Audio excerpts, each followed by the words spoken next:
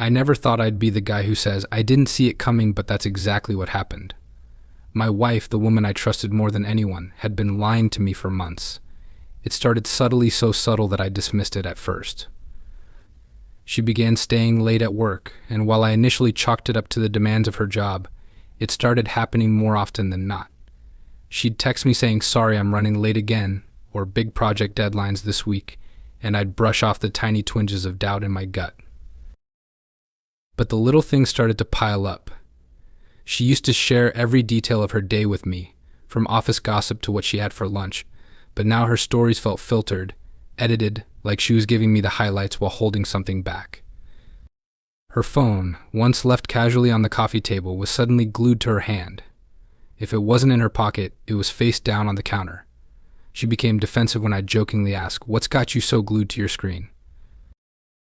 At night, she started going to bed later than me, claiming she couldn't sleep or had emails to finish. I didn't press her. Maybe I was naive. Or maybe I just didn't want to believe anything was wrong.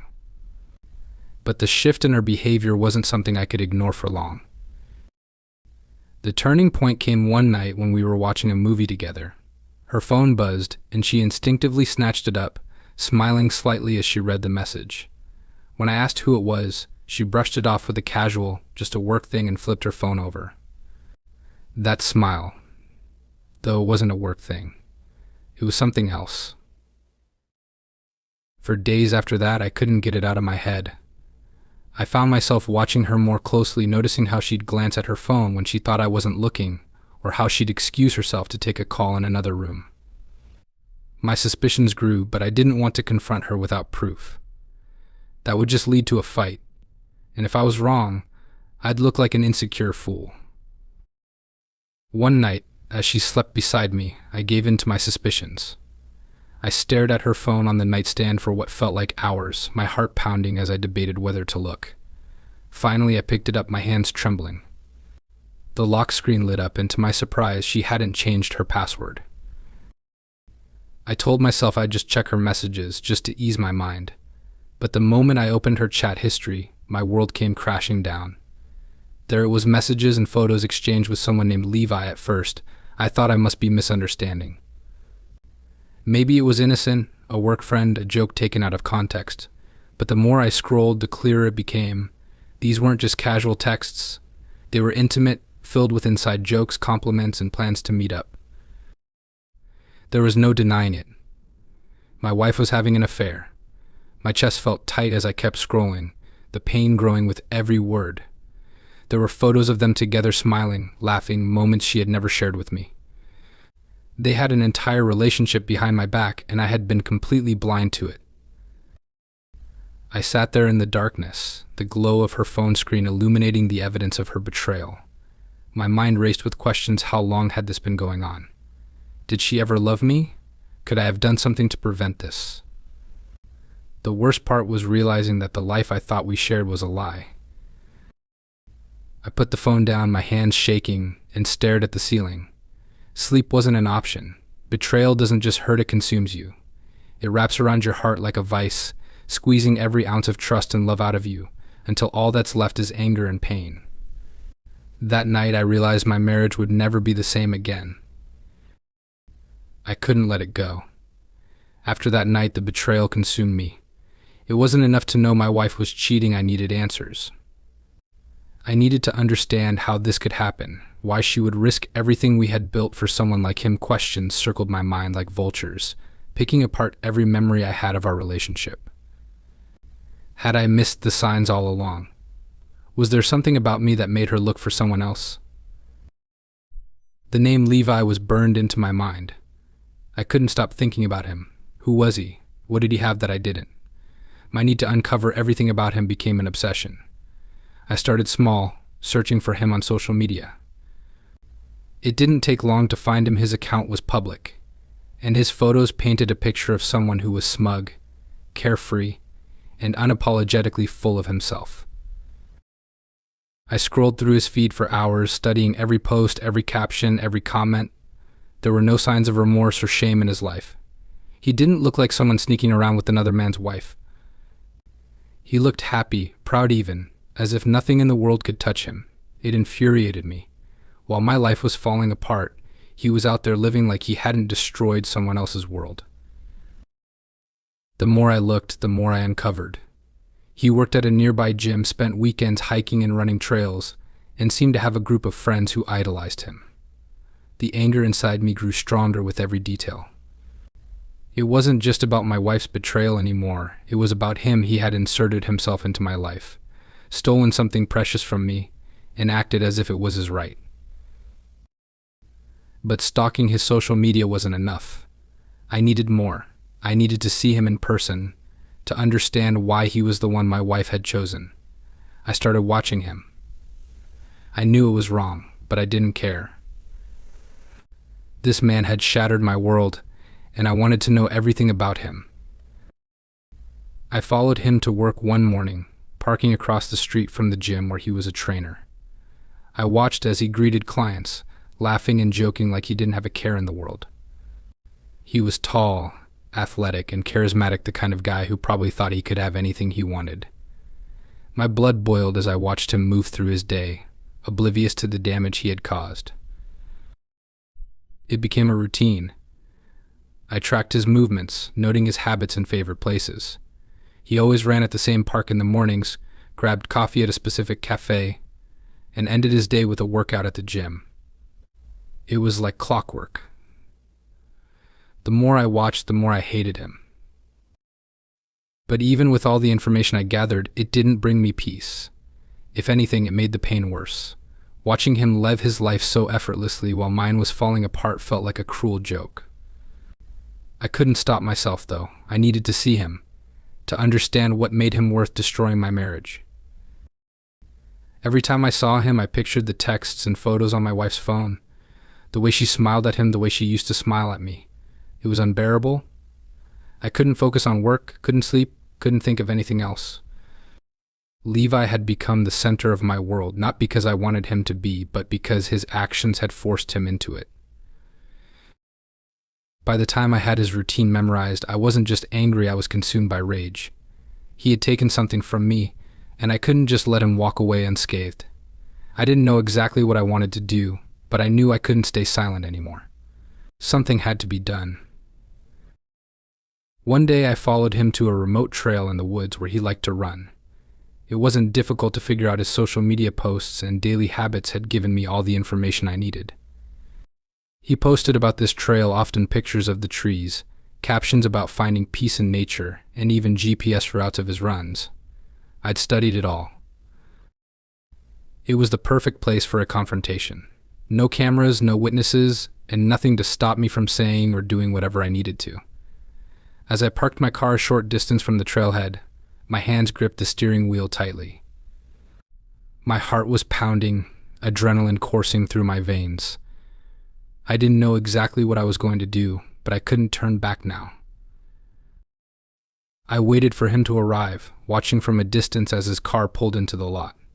He got out, stretching casually, oblivious to the fact that someone was watching him. He had the audacity to look carefree, like he didn't have a single regret about what he'd done. He slipped on his headphones, adjusted his running shoes, and started down the trail. I gave him a few minutes head start before following. The trail was quiet, surrounded by dense trees and the occasional chirp of birds. It was the kind of place where people came to clear their heads, to escape the chaos of everyday life. But for me, it wasn't peaceful, it was suffocating. Every step I took brought me closer to him and to the confrontation I had been playing out in my mind for weeks. When I finally caught up to him, he was jogging at a steady pace, headphones in, completely unaware of my presence. I called out his name. Levi. He stopped abruptly, turning around with a confused look on his face. At first, he didn't recognize me. Why would he? I was just some stranger to him, another nameless face in the background of his stolen affair. But as I stepped closer, something in my expression must have given it away. His face changed, confusion turned to recognition, then to unease. He pulled out his headphones, his body tensing like he was ready to run. I could see the panic in his eyes, the realization that this wasn't just a coincidence. I didn't give him a chance to speak. The anger that had been building inside me for weeks finally erupted. I let it all out: how I knew who he was, how I knew what he had been doing with my wife, how he had destroyed my life. My voice was shaking, but I didn't care. Every word felt like a release, a way to purge the pain that had been eating away at me. He tried to deny it at first, stammering something about not knowing what I was talking about. But his face betrayed him. He couldn't hide the guilt, the fear. He knew exactly who I was and why I was there. That look of panic, of helplessness, should have satisfied me, but it didn't. It only made me angrier. I stepped closer, and he backed away, his eyes darting to the path behind me like he was calculating his chances of escape. I told him he wasn't going anywhere until I was done. My voice was low, steady, but the rage behind it was unmistakable. I wasn't just a man confronting a cheater, I was a man on the brink, someone who had been pushed too far. At that moment, I wasn't thinking about consequences or what might happen next. All I could think about was making him feel even a fraction of the pain I had been carrying since the day I found out about the affair. For the first time in weeks, I felt like I had some control, like I was no longer the victim in this story. I had him cornered, and for now, that was enough. Anger has a way of clouding your judgment, and in that moment, I wasn't thinking straight. All I could see was him, the man who had taken everything from me, the man who had stepped into my life uninvited and wrecked it without a second thought. Standing there in the middle of the woods with no one around to intervene, I felt a rage I didn't know I was capable of. It burned in my chest, hot and unrelenting, until it felt like it would consume me entirely. He tried to reason with me, his hands raised defensively, but I didn't want to hear his excuses. Words wouldn't undo the damage he'd done. Words wouldn't take away the sleepless nights, the pit in my stomach every time I thought of my wife with him, or the way my life had spiraled out of control because of their betrayal. I wasn't interested in an apology or an explanation. I wanted him to feel what I was feeling: powerless, humiliated, broken. I shoved him hard. He stumbled backward, his feet slipping on the uneven ground. The sound of him hitting the dirt was strangely satisfying, like the first small release of pressure after weeks of suffocating under the weight of my anger. He looked up at me, wide-eyed and stunned, as if he hadn't expected me to act on my emotions. For a moment I stood over him, fists clenched, every muscle in my body tense as the urge to do more to hurt him the way he had hurt me pulsed through me. But something held me back. Maybe it was the fear in his eyes, or maybe it was the realization of what I was about to become. Violence wouldn't fix anything. It wouldn't erase the betrayal or mend my broken marriage. Hurting him wouldn't take away the pain, it would only add more chaos to an already unbearable situation. He scrambled to his feet, brushing off the dirt but keeping a cautious distance. I could see the relief in his posture, the way his shoulders relaxed slightly when he realized I wasn't going to hit him again. But I wasn't done. I needed him to understand the gravity of what he'd done, the devastation he'd caused. I stepped closer, my voice low and steady, and told him everything: how his actions had destroyed my life, how he had taken away my ability to trust, and how he had turned the woman I loved into a stranger. I could see the guilt creeping into his expression, but it wasn't enough for me. Guilt didn't change the fact that he'd knowingly crossed a line that should never be crossed. As I spoke, the adrenaline began to fade, replaced by a deep, hollow emptiness. I realized I wasn't angry at just him, I was angry at myself, at my wife, at the entire situation.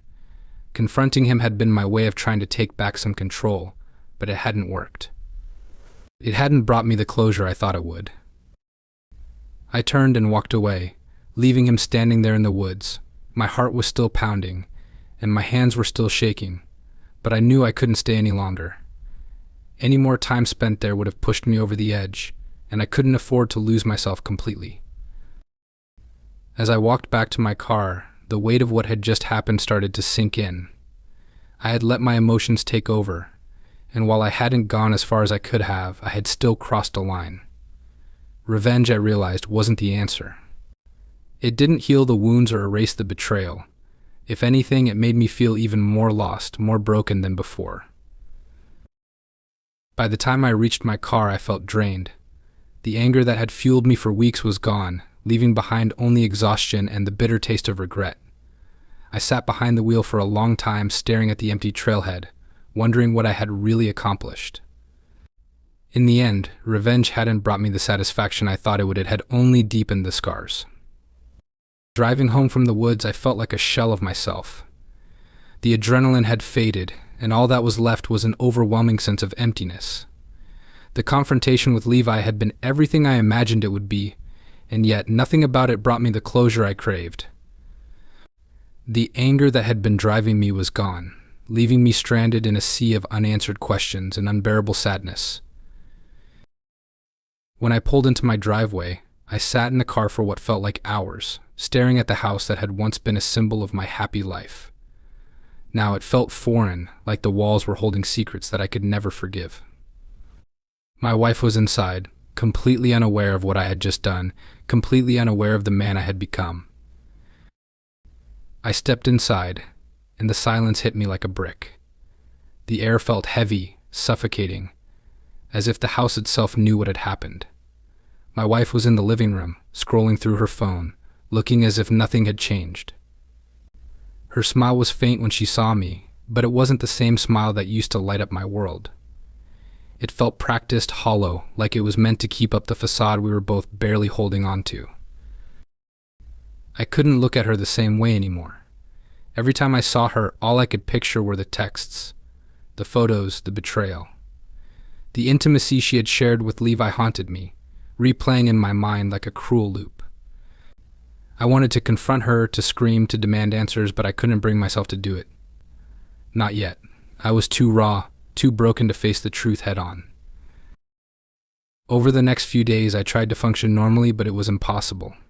The confrontation with Levi had left me drained, and the weight of my wife's betrayal was heavier than ever. I found myself pulling away from her, avoiding her touch, her voice, her presence. Every moment with her felt like a reminder of what I had lost: my trust, my sense of security, my belief in the life we had built together. I started sleeping in the guest room, claiming I needed space to think. She didn't fight me on it.